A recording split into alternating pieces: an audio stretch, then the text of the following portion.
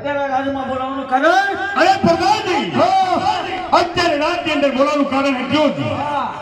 કોઈ મારો મહેમાન દુશ્મન થવાને માંગે છે એટલા માટે દેને એવો સોચી ફેરો કરો કે અંદરનું માણસ બહારનું માણસ અંદર ન હોવું જોઈએ. કઈ વાંધો નહીં બાપુ લેવો તમારો હતો ખુરશી લઈ આવો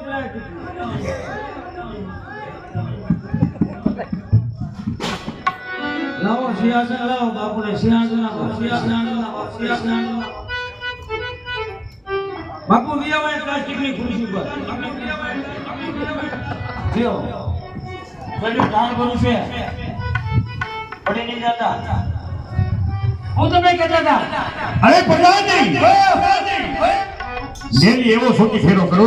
કે અંદરનું માણસ બહારનું માણસ અંદર નહીં અને મારી મદદ સિવાય સકીઓ પર દોડ ફરકવું અરે જોઈએ. સકીલોને આખી નો ફરકવો દો ધીમે ધીમે બોલજો ભરાડી હું નાખો છો ના કે ના કરો શિકાર વાત ના કરો વેપાર ઉઠતા પૂંખી પડો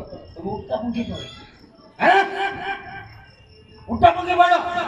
હું તો બાપુ તમને પકલાવું છું બાપુ ગીધી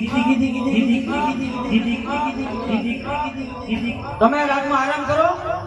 હું બાપુ મોઢા પણ બહુ ગંધાય